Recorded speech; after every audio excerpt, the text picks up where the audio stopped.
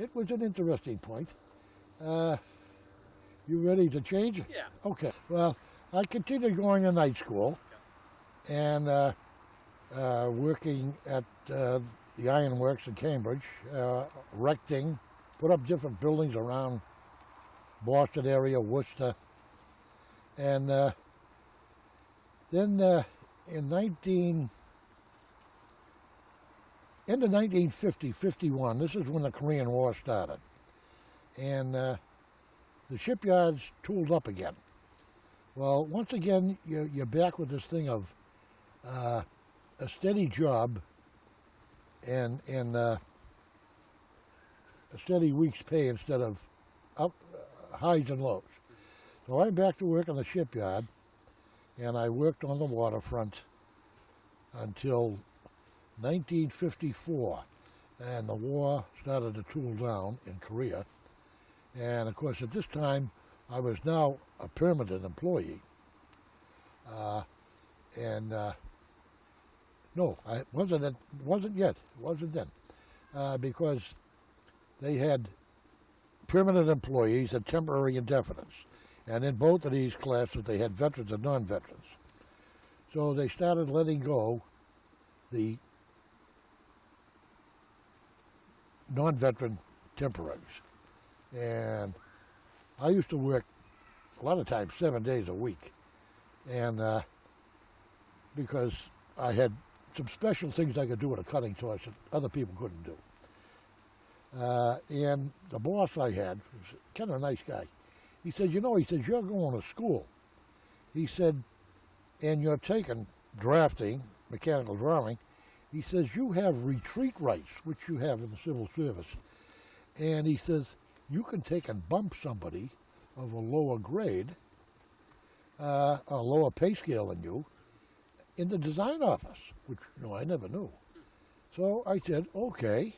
He says, you know, when I put you off as long as I can, he said, I'm going to have to lay you off. So I took and I went over to the Industrial Relations Department and said, I wanted to bump into the design division to bump out a guy who was a non-veteran. And of course I was still temporary indefinite, but a veteran. And I got in there anyway as, I think I took $1.50 an hour cut in pay. A little bit lower than a mechanic learner helper shipper. But at that time, it was job tenure, you know. And strangely enough, this is 1954. And I never really knew what I wanted to do in life. All I knew, I was an iron worker and I wanted to get out of there. But I was taking civil structural engineering at Northeastern, which kind of ties into the shipbuilding, etc. But all of a sudden I found out that this is what I really wanted to do. This is what really interested me, was shipbuilding, shipbuilding design. And that was 1954 was the year that this Taft-Hartley thing, or whatever it was, gave us credit for military service, and then I became a permanent employee veteran. Well, most of the people in the design office had been there all during the war, and there were no veterans, which meant that John Lancaster went to the top of the list in the design division, and everybody else got laid off before he did. Now, that makes for some hard feelings, particularly, and you know, you can understand it. People have been there 10 or 15 years or 20 years, and they got to go before I go. So at any rate, I don't let that bother me, because now I had a pretty solid job. And in 1951, I had moved out to the town of Weymouth. I bought one of these new tract houses that they were building for the veterans. Because 1950, my second son was born. And I didn't want my kids to be brought up on the streets of Dorchester the way I was, all right? And get them the hell out of there. We bought this house out in Weymouth, North Weymouth, and had some land around it and a park behind it, a pond. It's kind of neat. And it also had central heating without a furnace, you know. Had an oil burner, a big oil furnace, which I thought was great. And so in 1954, I went to the design office as a government monkey, actually. A GS2 government monkey. And, whenever they said, can you do that? I said, oh, absolutely, I can do that, And these guys that were sitting there, they were, well, that's not on my PD sheet. I'm not going to do that. I said, oh, I can do that. I know how to do that. And I can remember those days, you used to use India ink on the linens to do the permanent drawings. And I was terrible at it because I would leave big blots. I had to clean them off. Because you have to have different widths of lines for different, for the dimension lines, etc. And I can do that. I know how to do that. But at any rate, I moved along pretty good. I had a guy named Hai Gurvich was my big boss, a Jewish guy, one of the fairest men I ever worked for. And no matter what other kind of trouble I ever got into, and I've been in that of trouble all my life. If I was doing what I was supposed to be doing, he'd back you up to the hilt, because along about this time, at this time I was making, as a government monkey, about $4,200 a year. That's for 2,080 hours, okay?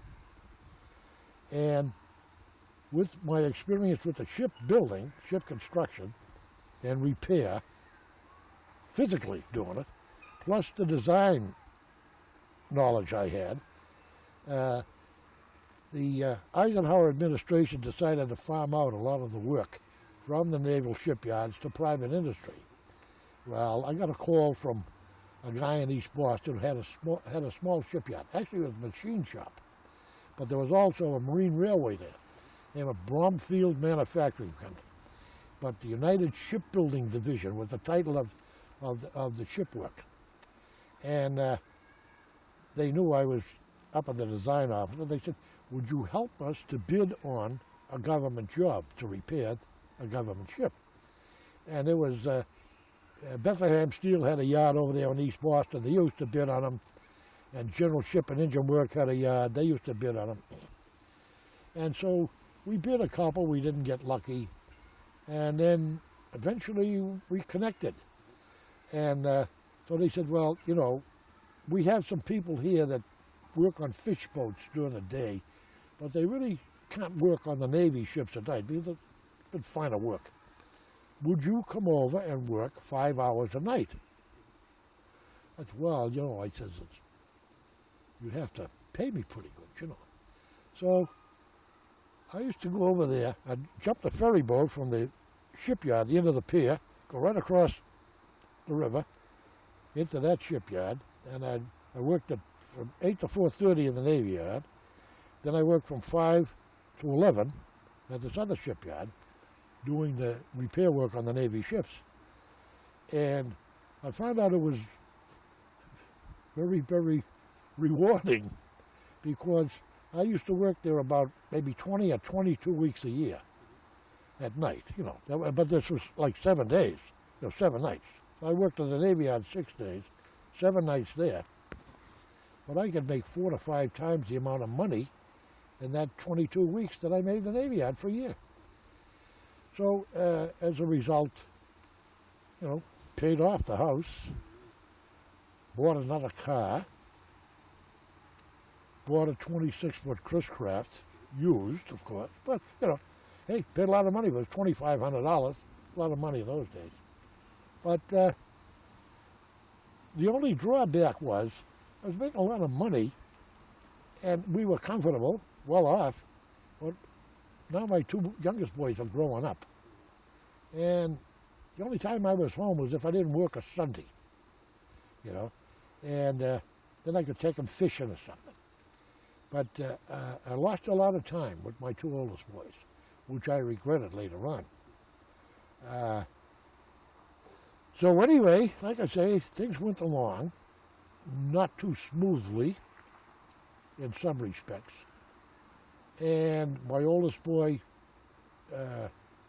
went off to University of Michigan because he got interested. We had small boats. I bought them sailboats, taught him how to sail, And they can both outsail me to this day. But, you know, at a yacht club down in Weymouth there, and used to take them up to Marblehead for race week, and we raced at Quincy Bay race week, and all around, and did the usual. Wasn't soccer mums, it was Little League pups at those days. Had won a Little League, won a Babe Ruth League, and taught a sailing class at the yacht club. But it used to keep me pretty busy. But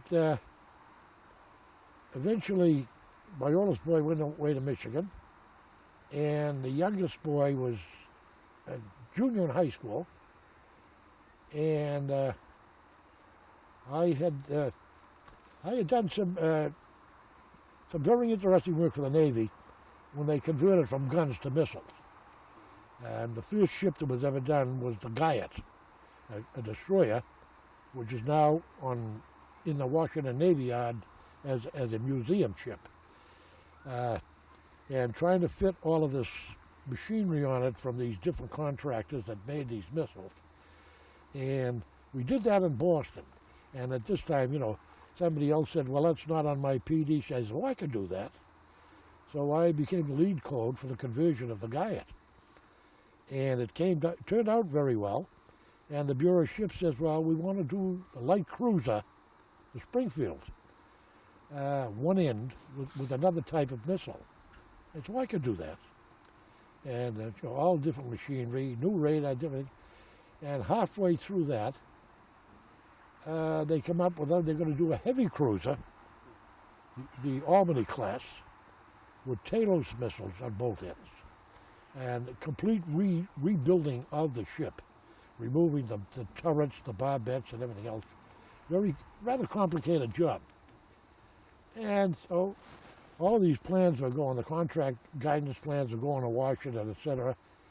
And this intermediate boss I had used to get down there and, you know, he was presenting them. Because at this time I had been promoted several times. But I was at the point where I was waiting for this guy to die before I could get another promotion and take over the section. So, you know, I wasn't that old, and I was kind of ambitious. And I had been recruited a couple of times by Electric Boat in Connecticut. They had asked me to go down there and work in their design division. And Republic Aircraft had come up, and they wanted me to transfer out there. But my first wife would never go anywhere. She wouldn't leave New England. And, you know, I wasn't going to yank the kids out, and I wasn't going to leave them there. So anyway, I never took those jobs. But when this guy used to go to Washington, and they would ask him a question, and he said, well, I have to make a phone call.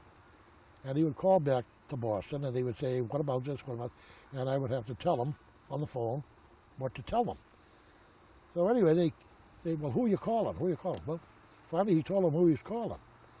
And along about 1967 or 68, they started to retool down at the Bureau of Ships and enlarge their capabilities instead of farming out to all of these private contractors where they were getting garbage anyway. And they were looking for people to get on and work in their concept design section. This is new ships that they're thinking of building to do different things. So they came up to Boston and asked me if I'd go. I said, you know, they said, well, we'll give you 2 grades. Well, always eager to get more money. So I said, sure, I'll go. First wife, no, she wouldn't go. So anyway, I moved down to Washington by myself and roomed with a couple of guys down there and went to work for the Bureau of Ships. Then it turned into Nav Ships. Then it turned into Nav Sea. They kept changing the title, still doing the same thing. And became what they call a type disc. I was in charge of all cruiser destroyer types for overhaul and conversion, which involves large planning cycles, etc. Involved a lot of travel around the country to different parts of Europe, Asia, and enjoyed every minute of it. I had a very fruitful life insofar as my work experience or what I've done in my work. Because it was so exciting every day to go into that office and know that Bendix Aviation was coming in with something else, and ITT Gilfillan was coming in with a new radar, and these things were off some nutcake from Johns Hopkins mathematical model that they could do that, you know. And you got to make it work. You got to put it together. You got to figure out how much it weighs. You got to figure out how much power it needs, how much air conditioning it needs, and it was just exciting work. Exciting to be there at the beginning of all of this type of I keep joking saying learning how to kill more people for less money, but I guess that's what it was doing. So anyway, I separated from my first wife at that time, and we ultimately divorced. And at that time, Connell was still in Michigan, and my second son's name is Kevin. He was at Northeastern University on their co-op program. They worked 13 weeks, go to school 13 weeks. So we used to come down to Washington, and he'd live with me for the 13 weeks, and he got a job up on Capitol Hill with Ruckelshaus at EPA. And he worked there 13 weeks, then he'd go back to school and come back again. And then he was a hippie, you know, hippie kid with the long beard, and I got him a Volvo car. And he would drive that down the Jersey Turnpike coming to Washington. And at that time, the state troopers were going to straighten out these hippies. When we knew that he would always be late. He'd be 5 or 6 hours late coming in, because they would field strip that car. They'd pull him over with the long hair and the beard. He got bushy hair, too. And they'd field strip that car, take the exhaust system apart and everything else. They finally said, "No, Dad, I don't smoke pot." But we knew every time he came down, he was going to be late. So anyway, he decided that instead of protest marching, he would do something from the inside. So he joined the federal government. And like I say, went to work for EPA with Ruckelshaus and his lawyer, Howard Cohen. And Cohen was the legal eagle for EPA. And then they spread it out, and they put him over at another agency, I forget which. And Ruckelshaus went, and it was the time of the re-election creep. Committee re-elect the president. Well, he was kind of in that, and Ruckelshaus got charged with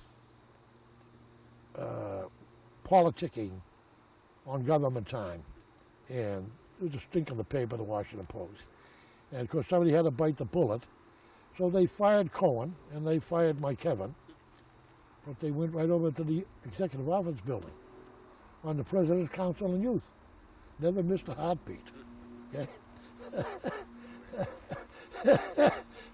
In living in Washington, you find out how crooked this country is, really. You know, it's an everyday thing what goes on down there. That's why you have to kind of take with a grain of salt anything that happens in the paper, or anything that these people. What's the book the guy just wrote? Lies and the liars who tell them. You know, and Fox sued him. Well, whatever.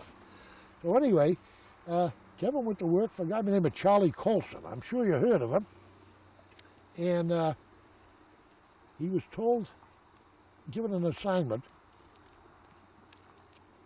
to go up to Illinois and investigate the senator. He was a junior. His father had run for president. Name escapes me. The guy that had the hole in his shoe. You won't remember. You're too young. But they had a famous picture of him running for president. He had his foot up. There was a hole in his shoe. I'll think of his name later. This is what happens when you get old, you know. You're looking at your future. But he went up there and he investigated this guy for about 3 weeks. He came back and he told Colson, he says, this guy's a great legislator. He says, nothing wrong with him. Colson says, make up something. He quit on the spot. Quit on the spot, came into my kitchen, he says, and he knew what had happened at the Watergate, because he was parties where all that money was in that safe, in that office, the creep office. He went to my kitchen and he says, these people ever elect this guy, Nixon, he says, they deserve what they get. So he quit, went to work for McGovern. McGovern was running for the election. But that's another story. While I was in Washington, I lived in a big high-rise apartment, and going up in the elevator one day, and there was a kid that used to work for me in Boston that had transferred down there before I did, and he had this young lady with him. And I kind of took a shine to this young lady. Decided to find out who she was. I was divorced at the time. And found out and made myself amenable. And 3 years later, she became my second wife, Joanne. A few years my junior. We won't say how many. Her mother didn't like it. But anyway, 1971, I married again. And that same year, I bought what I had always dreamed of, a cruising sailboat. I bought a 30-foot cruising sailboat. And I took Joanne to class with me, the Power Squadron, and learned navigation, etc. And took her out sailing. And she became a very, very good navigator, even better than I am. And the only thing we did dead reckoning. We didn't have these fancy things they have in global positioning. You had a compass and a chart, and that was it. And we did our sailing at Chesapeake Bay. 1974, Ross was born, and we stayed in Washington until 1978. Along about the January of 1978, there were some people who worked in my office, and everybody was supposed to have 3 ships. I had the Chicago, the Columbus, and the Albany, which were the 3 heavy cruisers, the flagships. And I used to go. The flagships never came back. They stayed in Europe, and they stayed in the Pacific. The only time they would come back would be like every 5 years or so. They'd rotate one of them, and the flag would get off one, get on the other, and then they'd bring it back if it was an extensive overhaul. Otherwise, they would overhaul it in Italy or Spain or wherever it happened to be, or something small, which meant that you had to go and visit the ship to discuss the alterations, which was terrible. Very, very painful. You know, you have to go to Naples or someplace like Barcelona. You know, really painful. But before Ross was born, I discovered that the government bought my ticket. I could go to the airline office and I could pay half price and I could get my wife's ticket. So I started taking my wife with me, which before I traveled all over the country, I never saw anything. I was in San Diego maybe 15 times before I even knew they had a zoo. She knew what I liked, and she would go, while I was working during the day at these meetings and stuff, she would go scout out around the city. And she'd find a restaurant that she knew I'd like, or she'd find a movie or something, that, you know, or something of interest that she knew I'd like. And when I came back at night, we would go there, or I would take a couple of days vacation, you know. And she worked for Senator Brooke at the time, Ed Brooke. And of course she had, you know, leave, vacation time, but when she ran out of that, Ed Brooke was nice enough to say, you know, take leave without pay, see you later, come back when you get back here. But met him and his family, Became friends with him. He was a great legislator, one of the best that Massachusetts ever had, or that the country ever had, because he did a lot of good things for all the people in the country. And you could see this daily in the Washington papers, what was going on. You know who was who. But anyway, like I say, Ross was born in 1974. And the early part of 1978, we had a lot of guys that were double dippers. They were military, retired from the military, went to work for the federal government, and all of a sudden got 40 years and they went out, you know, with 2 pensions. And came January, this guy was going to retire at the end of August. And he decided, since he was going to retire anyway, he wasn't going to do anything. Well, he's a retired military, and you get military there as a captain, blah, blah, blah. Nobody says anything. John, why'd you pick up his 3 ships? Well, I took his 3. And then this guy's going out. Well, he's got 5 ships, and they were destroyers. I ended up with 22 ships. And every 4 years, one of those ships come in for an overhaul. There's a 5-year planning cycle for every ship. And an 18-month period where you have to have everything on the dock before it gets in there. That plus you have to have it funded 5 years ahead of time. You have to know how much it's going to cost. You have to check over all the design to see if everything matches. Are you putting on the right generators for this new system? And it started to get kind of hairy because I had so many things flying in the air. And Joanne said, if you don't quit the job and take another job, a lesser job, she said, I'm going to leave you, because I was talking to myself. Anyway, in August, I had a stroke. Coming home from work, and all of a sudden, all I could see was like out of a rifle barrel. And I ended up in the hospital and convalesced for a bit. August, September. Came up to the Cape to get away from people, because the office kept calling anyway, wanting to know about this and wanting to know about that. So went back to work, and I worked for about a day, and everything started again. The phones were all ringing off the hook, and people were calling from here, there, and everywhere. And finally I said, I can't do this anymore. I went to my doctor, and he said, get out of town. So I wrote up my papers and retired me on disability at the age of 53. And we had no place to go. All we had was the boat. She put her finger on the map, and it ended up in Venice, Florida. Call a moving van, put the furniture in there, ship it to Venice and store it. So where are we at? It was August of 1978. And I had a stroke, and I lost part of my memory, and I was paralyzed on the left side, and I couldn't speak.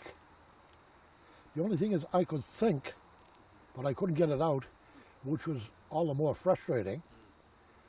And so I convalesced for a while in the hospital, and then I went home, and this is the part that's interesting. Probably get a chuckle out of this. I had a woman coming in, you know, for rehab.